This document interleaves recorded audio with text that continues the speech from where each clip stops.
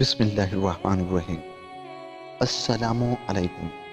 خوش آمدید کہتا ہوں آپ کو اپنے چینل سبق کہانی میں۔ چلتے ہیں آج کی کہانی کی طرف۔ سیف الملوک اور پری بدیع الجمال کی کہانی۔ قصے کا مضمون یہ ہے کہ پرانے زمانے میں مصر کا ایک بادشاہ تھا جس کا نام آصف بن صفوان تھا۔ بڑا سخی، دریا دل اور شاندار، اس کے قبضے میں بہت سے ملک، قلعے، گڑیاں، فوجیں اور لشکر تھے۔ اس کا ایک وزیر فارس بن صالح تھا۔ سارا ملک خدا کو چھوڑ کر سورج اور آگ کی پرستش کرتا تھا۔ ہوتے ہوتے یہ بادشاہ بوڑھا ہو گیا، بڑھاپے اور بیماریوں کی وجہ سے نہایت کمزور، کیونکہ اس کی عمر 180 برس کی ہو چکی تھی، لیکن اس کی کوئی اولاد نہ تھی، نہ لڑکا نہ لڑکی۔ وہ رات دن غمگین اور رنجیدہ رہتا۔ ایک دن کا ذکر ہے کہ وہ تخت پر بیٹھا ہوا تھا۔ امرا، وزراء، سردار اور منصبدار دستور کے موافق اس کی خدمت میں درجہ بدرجہ فائز تھے۔ جو امیر آتا اس کے ساتھ ایک ایک دو دو بیٹے ہوتے۔ یہ منظر دیکھ کر بادشاہ کو صدمہ ہوا۔ اپنے دل میں کہنے لگا کہ ہر شخص اپنی اولاد پر خوش و خرم ہے، لیکن میری کوئی اولاد نہیں۔ کل میں مر جاؤں گا اور میرا ملک، تخت، جائیداد، خزانے اور مال و دولت غیروں کے ہاتھ لگے گا۔ کوئی میرا نام لیوا نہ رہے گا، نہ دنیا میں مجھے کوئی یاد کرے گا۔ اس خیال کا اس کے دل پر اتنا صدمہ ہوا کہ آنسو نکل پڑے۔ تخت سے اتر کر زمین پر بیٹھ گیا اور گریہ وزاری کرنے لگا۔ وزیر اور حکومت کے دوسرے امراء نے جو وہاں حاضر تھے اس کی یہ حالت دیکھی تو انہوں نے لوگوں سے پکار کر کہا کہ جب تک بادشاہ کی حالت سنبھل نہ جائے تم سب گھر جا کر آرام کرو۔ سب چلے گئے سوائے بادشاہ اور وزیر کے، وہاں کوئی باقی نہ رہا۔ جب بادشاہ کو ذرا ہوش آیا تو وزیر نے اس کے آگے زمین چومی اور کہا، جہاں پناہ، اس رونے کا سبب کیا ہے؟ بادشاہوں، قلعے والوں یا امراء اور منصبداروں میں سے کس نے تیرے ساتھ دشمنی کی ہے؟ مجھے پتا کون تیری مخالفت پر آمادہ ہے، تاکہ اے بادشاہ ہم سب مل کر اس کی جان نکال لیں۔ اس کا جواب دینا تو درکنار۔ بادشاہ نے سر تک نہ اٹھایا۔ وزیر نے دوبارہ اس کے آگے زمین چومی اور کہا، جہاں پناہ، میں تیرے لڑکے اور غلام کی طرح ہوں۔ تو نے مجھے پالا پوسا ہے۔ اگر مجھے تیرے غم و رنج اور افسوس کا سبب معلوم نہ ہو تو اور کسے معلوم ہو سکتا ہے؟ کون ایسا ہو سکتا ہے جو تیرے آگے مجھ جیسی خدمت کرے؟ کہہ تو صحیح کہ اس رونے دھونے اور رنج و غم کا کیا سبب ہے؟ اس پر بھی بادشاہ نہ بولا، نہ اس نے منہ کھولا، نہ سر اٹھایا، بلکہ برابر روتا چلاتا اور واویلا کرتا رہا۔ تھوڑی دیر صبر کرنے کے بعد وزیر نے کہا، اگر تو اس کا سبب نہ بتائے گا تو میں ابھی تیرے آگے جان دے دوں گا، کیونکہ میں تجھے رنجیدہ نہیں دیکھ سکتا۔ اب بادشاہ عاصم نے سر اٹھایا اور اپنے آنسو پوچھ کر کہنے لگا، اے نیک رائے وزیر، مجھے میرے غم و رنج میں رہنے دے۔ جو درد و غم میرے دل میں ہے وہ کیا کم ہے؟ وزیر بولا، اے بادشاہ، اس رونے دھونے کا سبب مجھے بتا دے، شاید میرے ذریعے تجھے خوشی حاصل ہو۔ تو بادشاہ نے کہا، اے وزیر، میرے رونے کی وجہ نہ مال و دولت ہے، نہ ہاتھی گھوڑے، نہ اس قسم کی کوئی اور چیز، بلکہ تو جانتا ہے کہ میں بوڑھا ہو چکا ہوں۔ میری عمر 180 سال کے لگ بھگ ہو چکی ہے اور اب تک میرے ہاں کوئی لڑکا نہ لڑکی ہوئی ہے۔ اگر میں مر گیا تو لوگ مجھے دفن کر کے بھول جائیں گے، میرا نام مٹ جائے گا اور دوسرے لوگ میرا تخت اور ملک لے لیں گے، کوئی میرا نام لیوا باقی نہ رہے گا۔ وزیر نے کہا، جہاں پناہ، میں تجھ سے 100 برس بڑا ہوں، میری بھی کوئی اولاد نہیں، میں بھی اس پر دن رات رنجیدہ اور غمگین رہتا ہوں۔ اب ہم دونوں کو کیا کرنا چاہیے؟ لیکن میں نے سنا ہے کہ کوئی سلیمان بن داؤد علیہ السلام بادشاہ ہے اور اس کا ایک پروردگار ہے جو ہر چیز پر قدرت رکھتا ہے۔ مجھے چاہیے کہ میں ایک ہدیہ لے کر اس کے پاس جاؤں اور اس سے کہوں کہ وہ اپنے پروردگار کے آگے دعا کرے کہ ہم دونوں کے ہاں اولاد پیدا ہو۔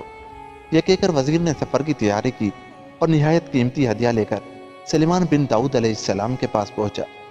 یہ تو وزیر کا قصہ ہوا۔ اب سلیمان بن داؤد علیہ السلام کا حال سنو۔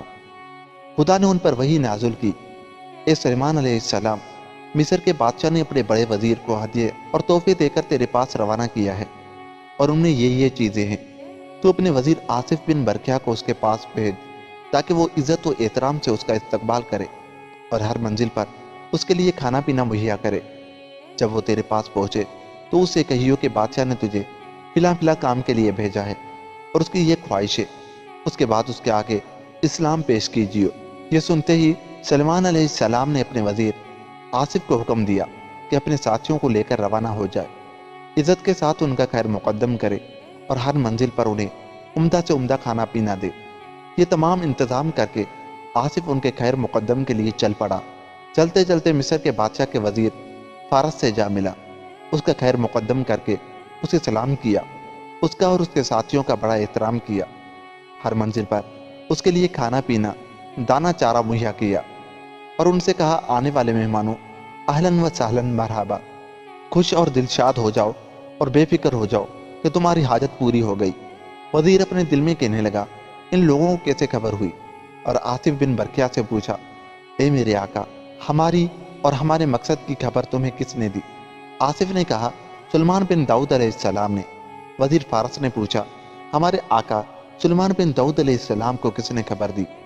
आसिफ ने कहा, उन्हें ज़मीन व आसमान के परवरदिगार और सारी मखलूकात के खुदा ने खबर दी। वजीर फारस बोला, फिर तो वो बहुत बड़ा खुदा होगा। अब आसिफ बिन बरकिया ने पूछा, ये क्या तुम उसकी पुरस्तिश नहीं करते? मिस्र के बादशाह के वजीर फारस ने कहा, हम सूरज की पुरस्तिश करते हैं और उसी के आगे सजदा करते हैं। आसिफ ने कहा, ए वजीर फारस, सूरज बिन जुमला तारों के एक तारा है जो खुदा ने पैदा किया है। वह हरगिज़ माबूद नहीं हो सकता। वो तो कभी निकलता है और कभी छुप जाता है, मगर हमारा परवरदिगार हमेशा मौजूद है, कभी गायब नहीं होता।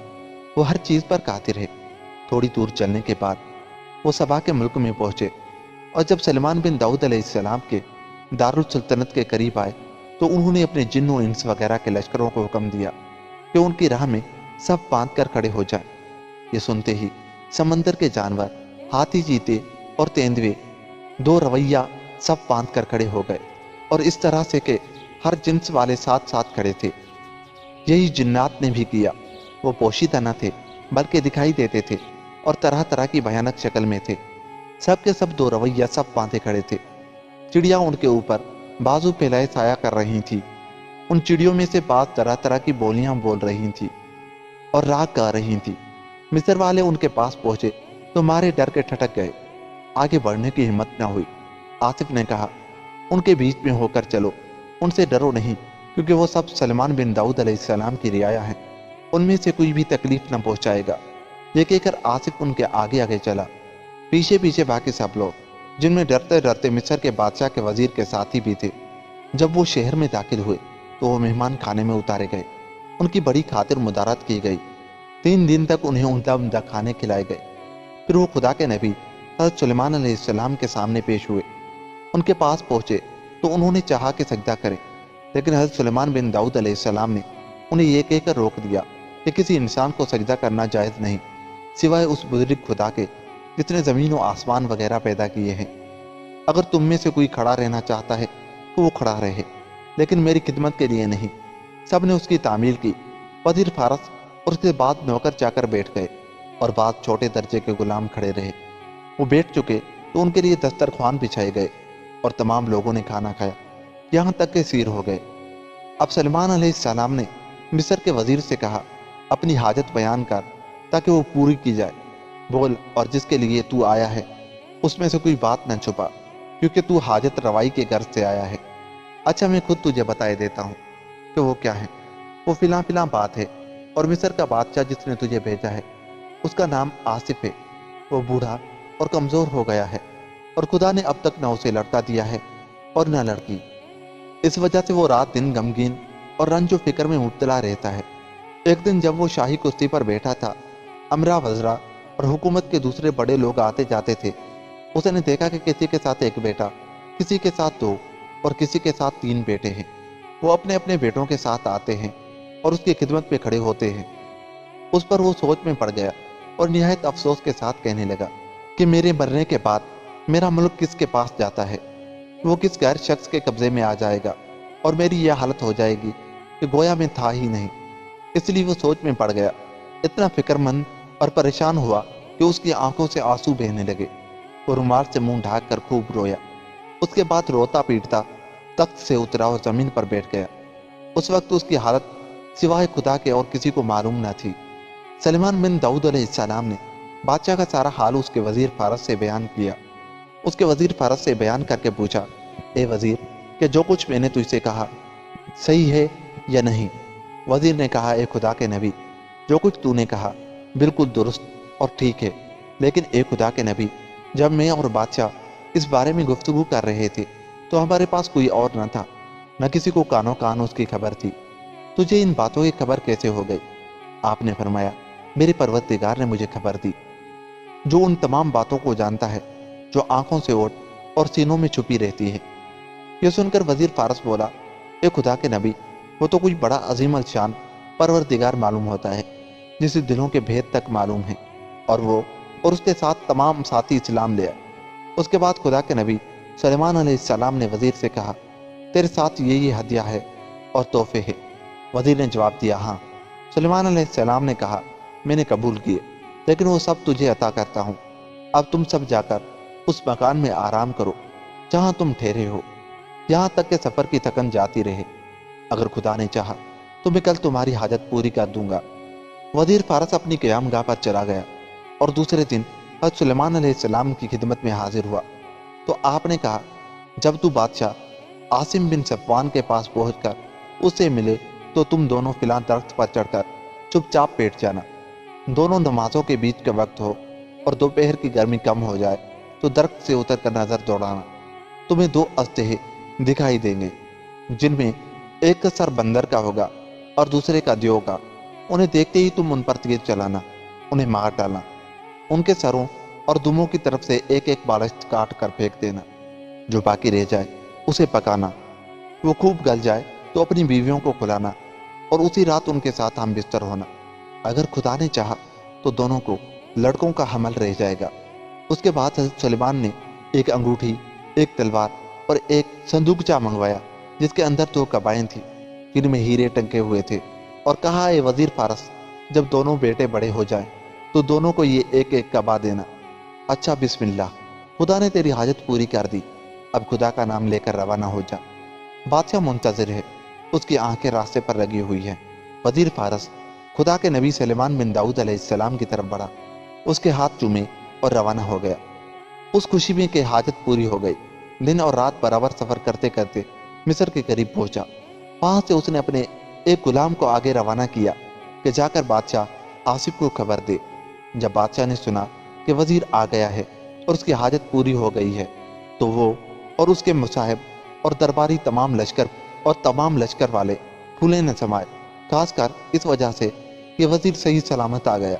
بادشاہ اور وزیر آمنے سامنے ہوئے تو وزیر نے گھوڑے سے اتر کر بادشاہ کے آگے زمین چومی اور اسے خوشخبری دی کہ اس کی تمنا نہایت عمدہ طرح سے پوری ہو گئی، اور اس کے سامنے اسلام پیش کیا۔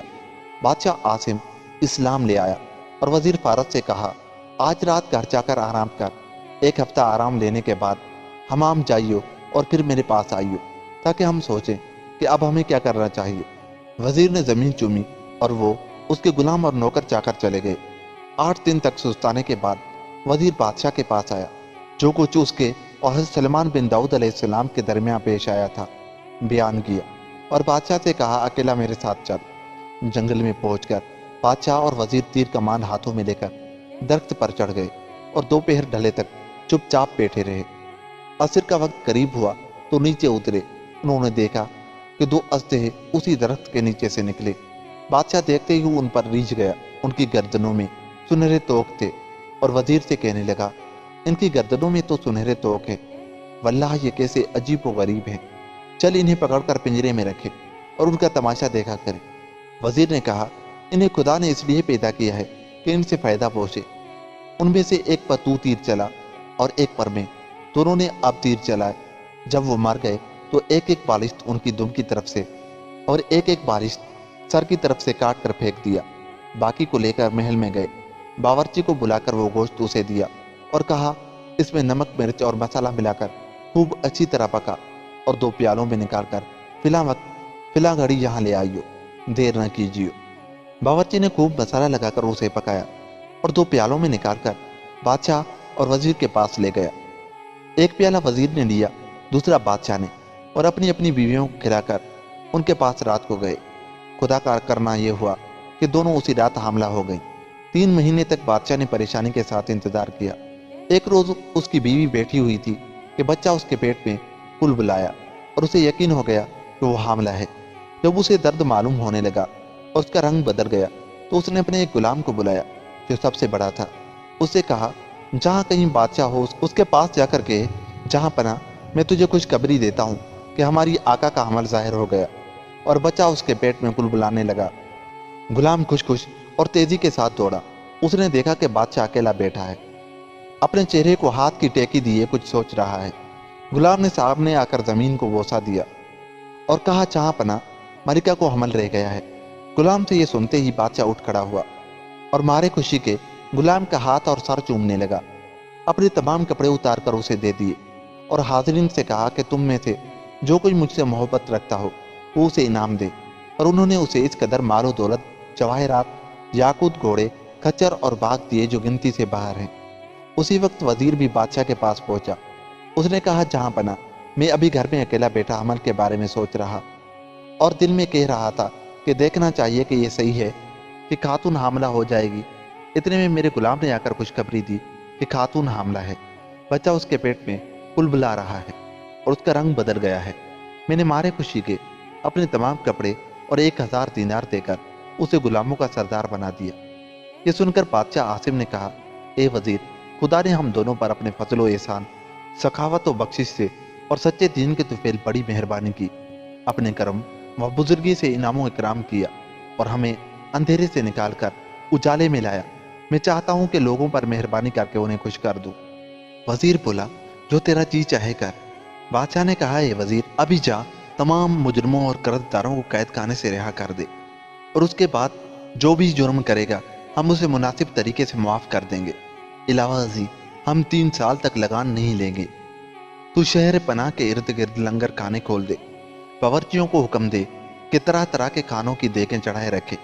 हर किस्म का खाना रात दिन पकाते रहें। शहर और गिरदो नवा वाले ख्वाह दूर के हों या नज़दीक के खाएं पिएं और अपने घरों को ले जाएं। और ये भी हुक्म दे दे कि 7 दिन तक वो शहर को सजाए रखे, खुशियां मनाएं और अपनी दुकानें न दिन में बंद करें न रात में। वजीर फौरन उठकर बाहर आ गया और जो कुछ बादशाह ने कहा था बजा लाया। लोगों ने शहर, किले और बुर्जों को बेहतरीन तरीके से सजाया, उम्दा उम्दा कपड़े पहने, हर रोज खाने पीने, खेल कूद और तफरीह में मशगूल हो गए। यहाँ तक कि मलिका के हमल के दिन पूरे हो गए और बच्चा पैदा हुआ। बादशाह आसिम ने हुक्म दिया कि शहर के तमाम आलिम, अदीब, मुंजम, फाजिल और मुंशी हाजिर हों। वो हाजिर होकर इस बात का इंतजार करने लगे कि ताक में कोड़ी फेंकी जाए।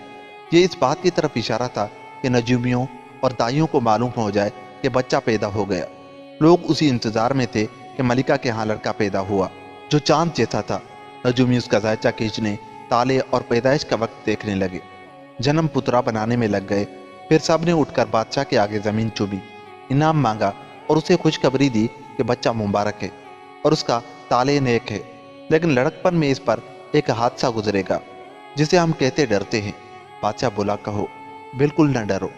उन्होंने कहा, ए बादशाह, यह बच्चा इस मुल्क से निकलकर परदेश जाएगा और समंदर में डूबेगा। उसे तकलीफ, कैद और परेशानियों का सामना होगा। बहुत सी मुसीबतें झेलनी पड़ेंगी। उसके बाद उसे उन चीज़ों से छुटकारा मिलेगा। इसका मकसद हासिल होगा और बाकी उम्र निहायत ऐश व आराम से गुजरेगी। वो अपनी रियाया और मुल्क पर हुक्मरानी करेगा और दुनिया पर इस तरह हुकूमत करेगा कि उसके दुश्मन और हासिद जलेंगे। नजूमियों की बातें सुनकर बादशाह ने कहा, ये गैब की बातें हैं और जो अच्छी बुरी बात खुदा अपने बंदे के मुकद्दर में लिख देता है उसे पूरा करके छोड़ता है। मुमकिन है उसे कोई तकलीफ भी पहुंचे और अजब नहीं कि आज से उस वक्त तक उसे हजारों खुशियां नसीब हों। बहरहाल बादशाह ने उनकी बातों की तरफ कोई खास तवज्जो नहीं की। उन्हें और तमाम हाज़िरीन को खुल्लत देकर रुखसत कर दिया। इतने में वजीर फारस बादशाह की खिदमत में खुश खुश आया और उसके आगे जमीन चूम कर कहने लगा, ए बादशाह, खुश हो, मेरी बीवी के यहाँ अभी लड़का पैदा हुआ है जो चांद के टुकड़े की तरह है। बादशाह बोला, ए वजीर, जाकर उसे ले आ ताकि दोनों को साथ साथ मेरे महल में तरबियत पाए और अपनी बीवी को मेरी बीवी के साथ रख कि दोनों अपने बेटों को एक साथ तरबियत दें। वजीर अपनी बीवी और बच्चे को लेकर आया और दोनों बच्चे खिलाइयों और दूध पिलाइयों के सुपर्द कर दिए गए। जब 7 दिन गुजर गए तो दोनों बादशाह आसिम के सामने पेश किए गए और उससे पूछा गया कि उनका क्या नाम रखा जाए। बादशाह ने कहा, तुम ही उनका नाम रखो। उन्होंने जवाब दिया, बेटे का नाम सिवाय बाप के और कोई नहीं रखता। बादशाह ने कहा, मेरे बेटे का नाम मेरे दादा के नाम पर सैफ अल मलूक रखो और वजीर के बेटे का नाम साद। बादशाह ने कहलाइयों और दूध पिलाइयों को इनाम दिए और कहा उनके साथ मेहरबानी से पेश आओ और उनकी तरबियत उम्दा तरीके से करो।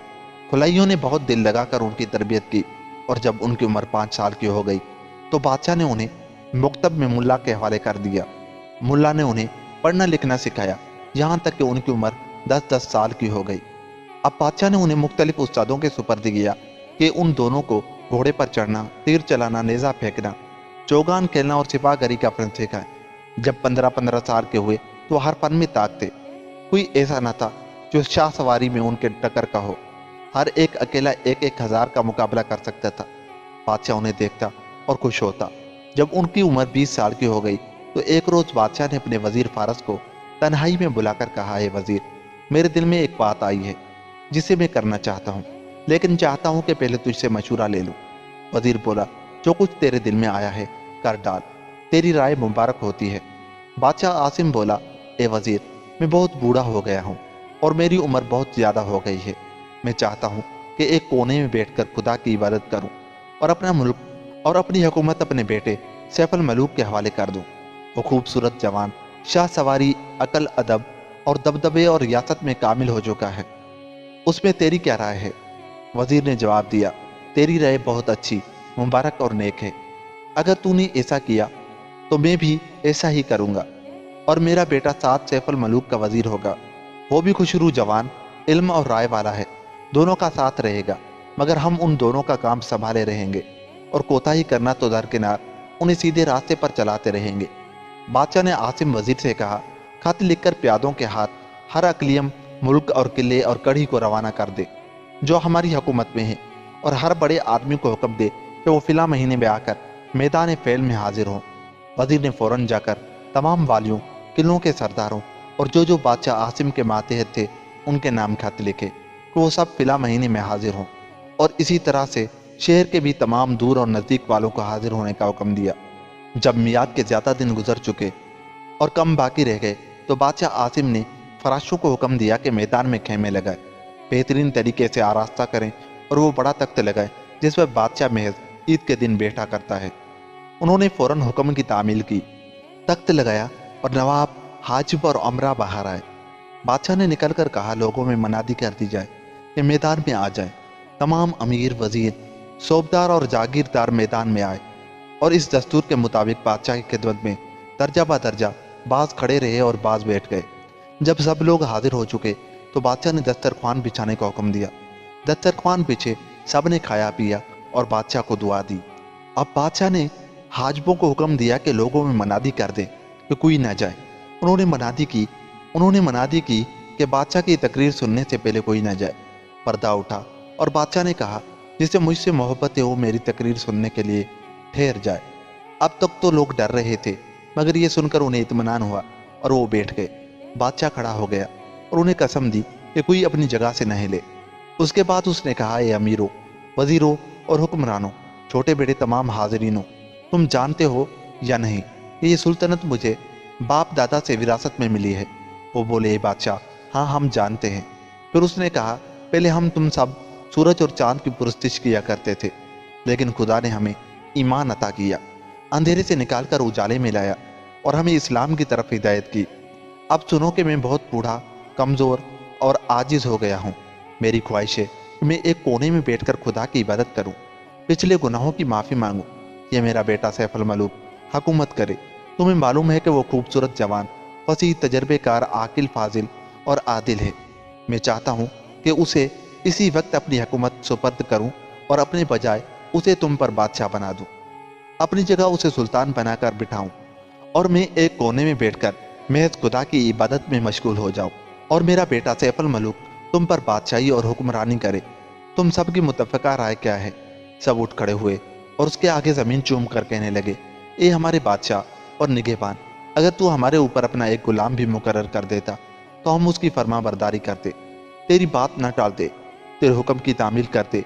और ये तो तेरा बेटा सैफ अल मलूक है, वो हमें बसर चशम मंजूर है और हम उससे खुश हैं। अब बादशाह आसिम बिन सफ़वान उठा, तख्त से उतरकर अपने बेटे को उस पर बिठा दिया, अपने सर से ताज उतार कर उसके सर पर रख दिया, शाही पटका اس کی کمر سے باندھ دیا اور خود اس کے پہلو میں کرسی پر بیٹھ گیا۔ امرا وزرا اور ملک کے چھوٹے بڑے سب اٹھ کھڑے ہوئے، نئے بادشاہ کے آگے زمین چومی اور آپس میں کہنے لگے واقعی یہ بادشاہت کے قابل ہے اور دوسروں سے بہتر۔ پھر سب نے امان کی درخواست کی اور اس کے لیے کامرانی و اقبال مندی کی دعا مانگی۔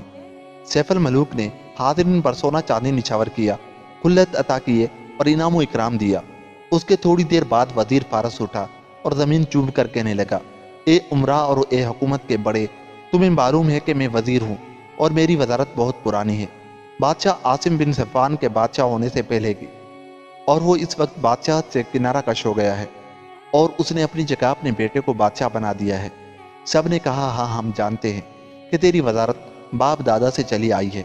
وزیر بولا اب میں بھی اس سے دستبردار ہوتا ہوں اور اسے اپنے بیٹے سعد کے سپرد کرتا ہوں، کیونکہ وہ عاقل، سمجھدار اور تجربہ کار ہے۔ تم کیا کہتے ہو؟ انہوں نے جواب دیا بادشاہ سیف الملوک کی وزارت کے قابل سوائے سعد کے اور کوئی نہیں ہو سکتا، دونوں ایک دوسرے کا جوڑ ہے۔ اب وزیر فارس نے اٹھ کر اپنی وزارت کی پگڑی اتاری اور اپنے بیٹے سعد کے سر پر رکھ دی اور وزارت کا قلم دان بھی اس کے حوالے کیا۔ حاجب اور امرا کہنے لگے وہ واقعی وزارت کا مستحق ہے۔ بادشاہ عاصم اور وزیر فارس نے اس کے بعد خزانے کھول دیے، والیوں، امرا، وزراء اور بڑے چھوٹے لوگوں کو عمدہ خلت عطا کیے، انعام و اکرام دیے اور ان کے لیے نئے وثیقے اور حکم نامے لکھ دیے جن پر سیف الملوک اور وزیر فارس کے بیٹے وزیر سعد کی مہریں تھیں۔ جو اس تقریب میں آئے تھے ہفتہ بھر ٹھہرنے کے بعد اپنے اپنے وطن اور گھروں کو روانہ ہو گئے۔ تاج پوشی سے فارغ ہو کر بادشاہ عاصم اپنے بیٹے سیف الملوک اور وزیر زادے سعد کو لے کر شہر میں داخل ہوا اور محل میں پہنچ کر خزانچی کو بلوایا۔ اسے حکم دیا کہ انگوٹھی، تلوار اور صندوقچہ اور مہر حاضر کرے۔ پھر اپنے بیٹے اور وزیر زادے سے بولا اے میرے بیٹو، او ان میں سے اپنے لیے پسند کر کے لے لو۔ پہلے سیف الملوک نے ہاتھ بڑھایا، صندوقچہ اور انگوٹھی لے لی، پھر سعد نے ہاتھ بڑھا کر تلوار اور مہر اٹھا لی۔ اس کے بعد دونوں بادشاہ کا ہاتھ چوم کر اپنے اپنے مکان چلے گئے۔ جب سیف الملوک نے صندوقچہ لیا تو اسے کھول کر نہیں دیکھا اس میں کیا ہے، بلکہ اسے اس تخت پر رکھ دیا جس پر وہ اور اس کا وزیر سعد رات کو سویا کرتے تھے۔ یہ ان کا دستور تھا کہ رات کو دونوں ساتھ سوتے، چنانچہ آج بھی دونوں پہلو با پہلو ہو گئے۔ شمعیں ان کے پاس جلتی رہی۔ آدھی رات کو جو سیف الملوک کی آنکھ کھلی اور صندوقچے کو سراہنے دیکھا تو اپنے دل میں کہنے لگا نہ معلوم اس صندوقچے میں جو بادشاہ نے مجھے تحفے میں دیا ہے کیا ہو۔ وہ اس صندوقچے اور موم بتی کو لے کر تخت سے اترا اور سعد کو سوتا چھوڑ کر کوٹھڑی میں گیا۔ وہاں جا کر بگچہ کھولا، دیکھا کہ اس میں جنوں کی بنی ہوئی ایک کعبہ ہے۔ کعبہ کو الٹا پلٹا تو اس کے استر پر پیٹھ کی طرف سونے سے کڑی ہوئی ایک لڑکی کی تصویر تھی۔ تصویر کو دیکھتے ہی اس کے ہوش جاتے رہے۔ عشق کا جن اس پر سوار ہو گیا، گش کھا کر زمین پر گر پڑا۔ ہوش آیا تو رونے پیٹنے اور تصویر کو بوسے دینے لگا۔ اتنا رویا پیٹا کہ وزیر سعد اٹھ بیٹھا، ادھر ادھر ٹٹولنے لگا، دیکھا کہ سیف الملوک وہاں نہیں ہے اور صرف ایک موم بتی پاس جل رہی ہے۔ حیران کہ سیف الملوک کہاں چلا گیا، اس نے موم بتی لے کر سارے محل میں چکر لگایا اور ڈھونڈتے ڈھونڈتے اس کوٹھڑی میں پہنچ گیا جہاں سیف الملوک تھا۔ دیکھا کہ وہ رو رہا ہے اور آہیں بھر رہا ہے۔ اس نے کہا بھائی اس رونے کی وجہ کیا ہے؟ تجھ پر کیا ماجرا گزرا؟ کہ تو صحیح، منہ سے کچھ تو بول۔ سیف الملوک نے اسے نہ کوئی جواب دیا نہ سر اٹھایا، بلکہ روتا، آہیں بھرتا اور سینہ پیٹتا رہا۔ ساتھ اس کی یہ حالت دیکھ کر بولا میں تیرا وزیر اور تیرا بھائی ہوں اور میری اور تیری تربیت ایک ساتھ ہوئی ہے۔ اگر تو اپنی باتیں مجھ سے نہ کہے گا اور اپنے راز مجھ پر ظاہر نہ کرے گا تو پھر انہیں کس پر ظاہر کرے گا؟ ساتھ دیر تک خوشامد کرتا اور زمین چومتا رہا، لیکن سیف الملوک اس کی طرف بالکل متوجہ نہ ہوا، اس سے بات تک نہ کی، بلکہ برابر روتا دھوتا رہا۔ جب سعد کو سیف الملوک کی حالت دیکھ کر ڈر لگنے لگا اور پوچھتے پوچھتے تھک گیا تو وہاں سے باہر آیا اور تلوار لے کر اس کوٹھڑی میں گیا جہاں سیف الملوک تھا اور اس کی نوک اپنے سینے پر رکھ کر کہا اے میرے بھائی ہوشیار ہو جا، اگر تو نے اپنا ماجرا بیان نہ کیا تو میں جان دے دوں گا، میں تجھے اس حالت میں نہیں دیکھ سکتا۔ سیف الملوک نے اپنا سر اٹھایا اور اپنے وزیر سعد کی طرف دیکھ کر کہا بھائی مجھے شرم آتی ہے کہ میں اپنا ماجرا تجھ سے کہوں۔ سعد بولا میں تجھے خدا کا واسطہ دیتا ہوں جو پروردگار اور غلاموں کو آزاد کرنے والا ہے، سببوں کا پیدا کرنے والا، یکتا، مہربان، کریم اور بخشش کرنے والا ہے، کہ تو اپنا ماجرا بیان کر، مجھ سے شرما نہیں، میں تیرا وزیر، غلام اور تمام باتوں میں تیرا مشیر ہوں۔ سیف الملوک نے کہا، آ اور اس تصویر کو دیکھ۔ سعد اس تصویر کو دیر تک دیکھتا رہا۔ اس کے اوپر پروئے ہوئے موتیوں سے لکھا تھا کہ یہ تصویر بدیع الجمال کی ہے، جو مسلمان جن بادشاہ شماخ بن شاروق کی بیٹی ہے۔ یہ جنات بابل شہر میں آ کر اترے ہیں اور ارم بن عاد اکبر کے باغ میں رہتے ہیں۔ جب وزیر سعد نے کعبہ پر بدیع الجمال کی تصویر دیکھی تو اس نے سیف الملوک سے کہا، بھائی تجھے معلوم ہے یہ کس عورت کی تصویر ہے تاکہ ہم اسے تلاش کریں؟ سیف الملوک بولا، بھائی خدا کی قسم میں نہیں جانتا یہ کس کی ہے۔ سعد نے کہا، لے اسے پڑھ۔ سیف الملوک نے پڑھ کر جو تاج پر لکھا ہوا پڑھا تو اس کے دل سے ایک ٹھنڈا سانس نکلا اور وہ آہیں بھرنے لگا۔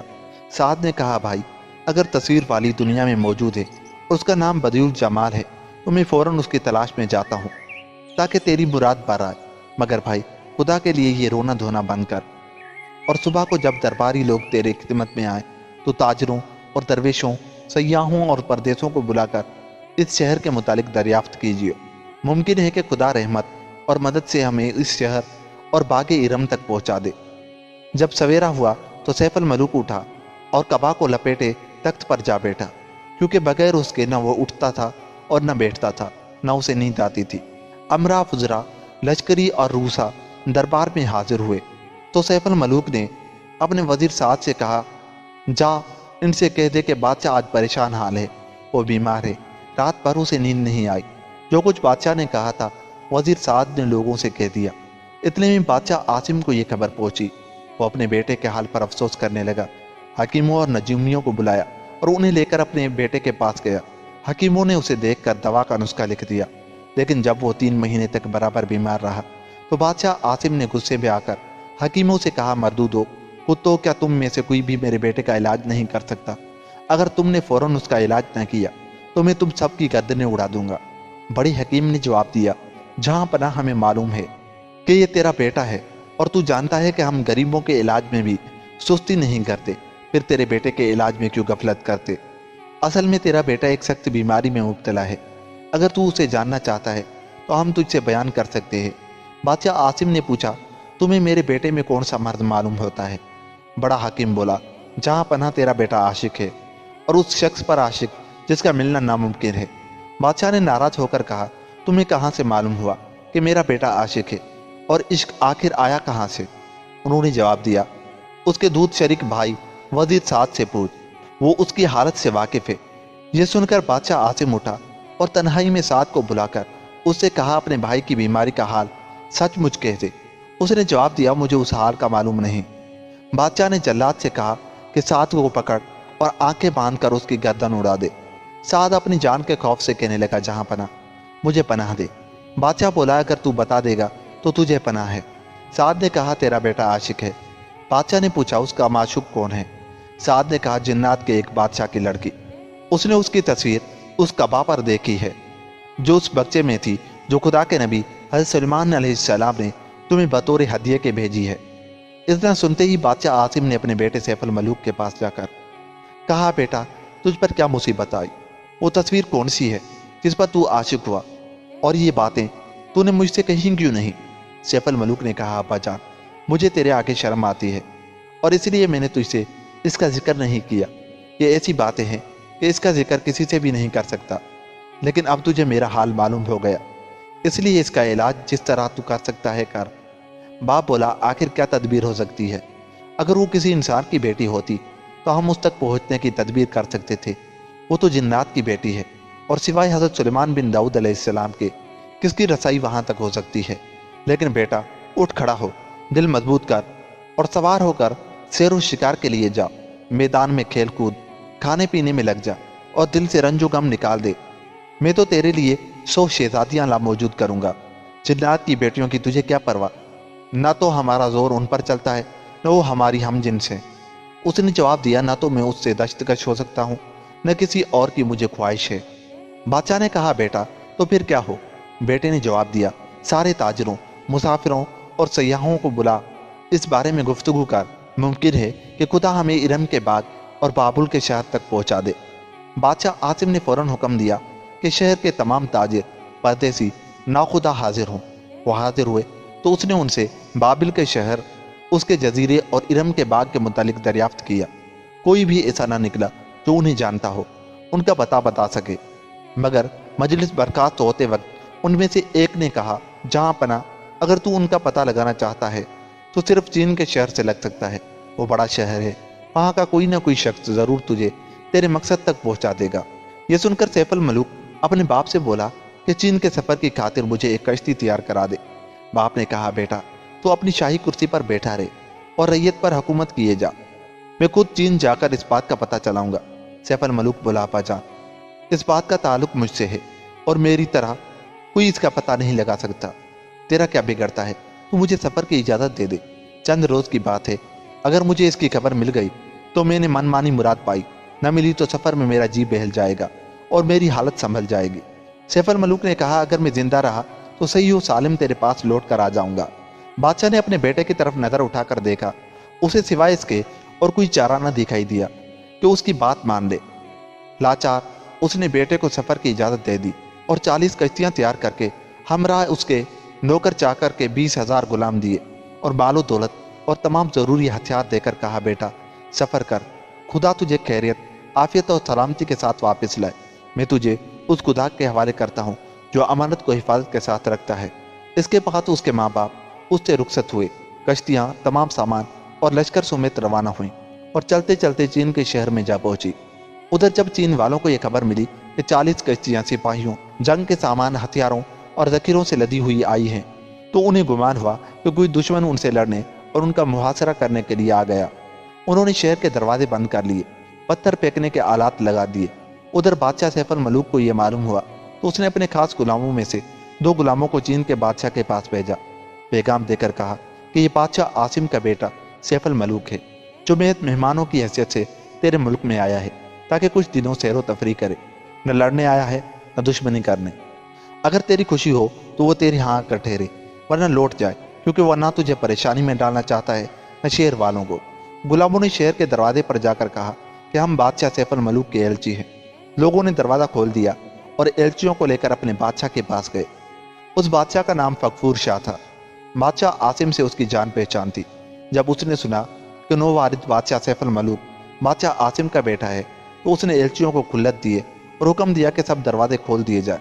दावत की तैयारी की और खुद अपने खास दरबारियों को लेकर बाहर आया। सैफ अल मलूक से गले मिला और कहा कि हमारे मेहमान का आना मुबारक हो। मैं तेरा और तेरे बाप का गुलाम हूँ।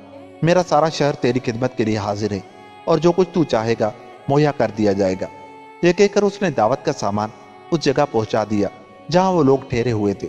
उसके बाद सैफ अल मलूक और उसका वजीर साथ सवार हुए। अपने मुसाहिबों वगैरह को साथ लेकर समंदर के किनारे से शहर पहुंचे। उनकी खुशी में शादियाने बजाए गए।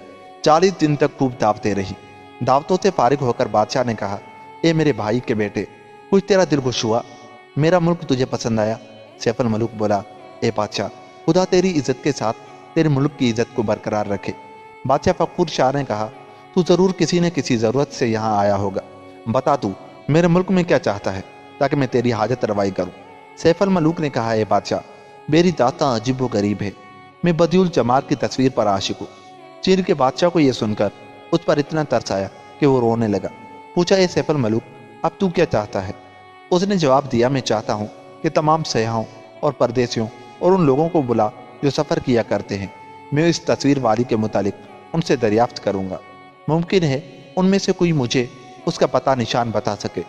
बादशाह फकफूर शाह ने वालियों, हाजपों और सरदारों को हुक्म दिया कि वो तमाम सयाहों और मुसाफिरों को बुला लाए जो मुल्क में हैं। वो आए तो बड़ी तादाद में थे।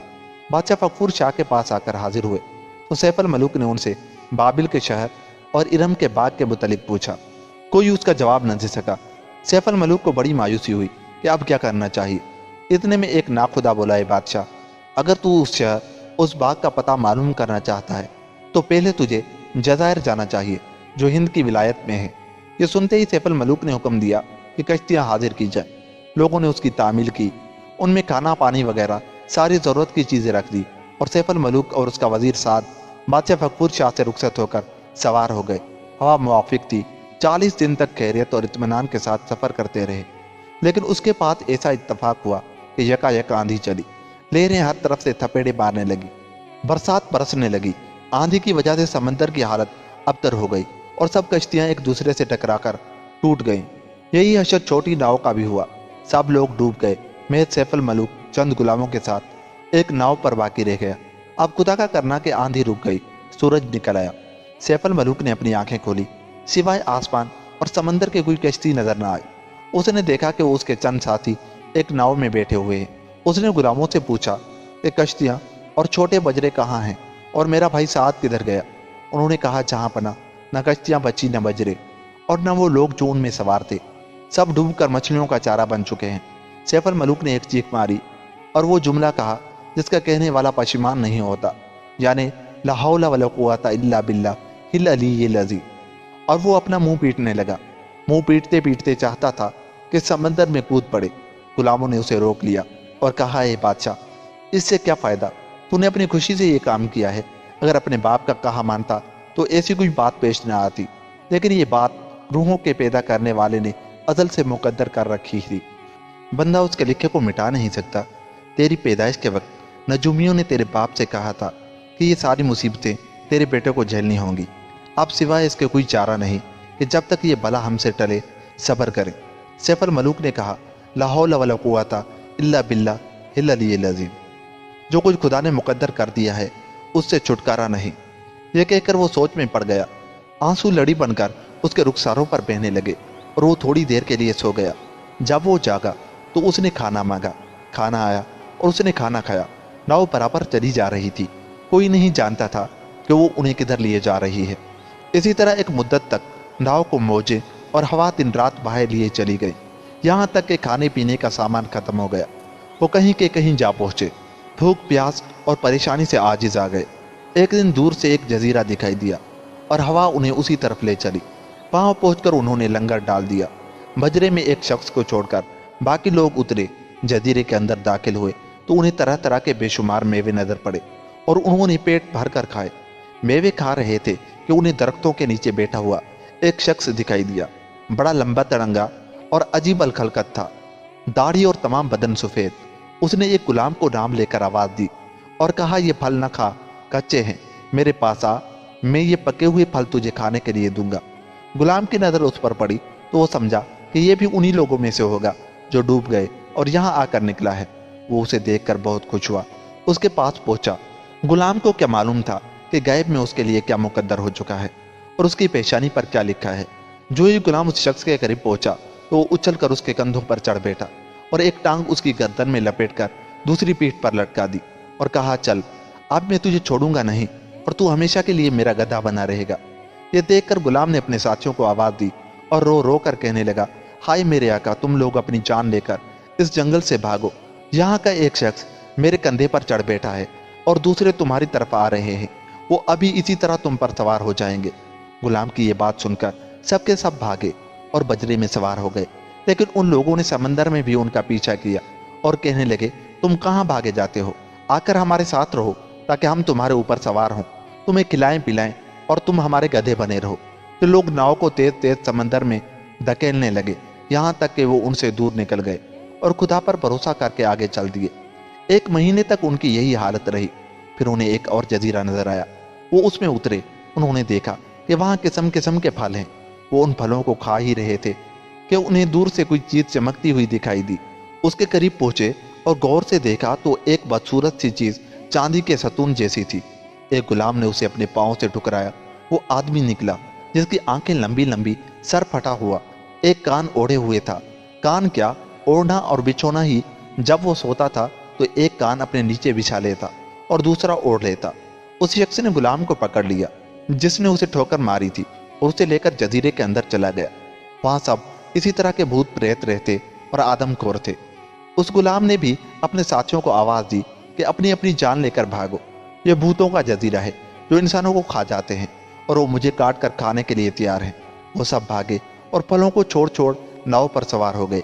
कई दिन तक सफर करते करते एक और जजीरा दिखाई दिया। वहां उतरे तो सामने एक ऊंचा पहाड़ था। उसके ऊपर चढ़े तो उन्हें एक घनश्याम जंगल नजर आया।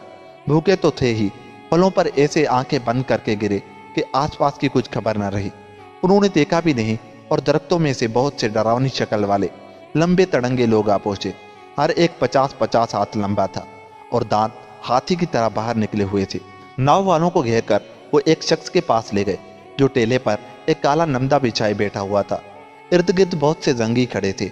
उन्होंने सैफ अल मलूक और उसके गुलामों को पकड़कर अपने बादशाह के आगे पेश किया और कहने लगे, हमने इन चिड़ियों को दरख्तों के बीच में पाया है। बादशाह भूखा था। उसने गुलामों में से 2 को पकड़कर ज़िबा किया और खा गया। ये देखकर सैफ अल मलूक को अपनी जान के लाले पड़ गए। वो रोने लगा और ठंडे सांस भरने लगा। बादशाह उसके रोने की आवाज़ सुनकर बोला, ये चिड़िया बड़ी खुश आवाज़ से गाती है, मुझे उनकी बोली बहुत पसंद है। अब उन्होंने एक एक को एक पिंजरे में बंद किया और पिंजरे बादशाह के सर के ऊपर लटका दिए गए। वो उनकी बोली सुने। सैफ अल मलूक उसके गुलाम पिंजरे में बंद हो गए। जंगी उन्हें खाना पानी देते। वो कभी रोते, कभी हंसते, कभी बातें करते और कभी चुप हो जाते। इधर उनकी ये हालत, उधर जंगियों का बादशाह हर रोज। दोस्तों, बकाया कहानी हमारी आने वाली वीडियो में सुनिए, मगर जाते हुए हमारे चैनल को सब्सक्राइब कर ले। इससे आप हमारा हिस्सा बन जाएंगे और हमारी हर आने वाली वीडियोस की नोटिफिकेशन आपको बआसानी मिला करेगी। मिलते हैं अगले हिस्से के साथ, तब तक के लिए खुदा हाफिज।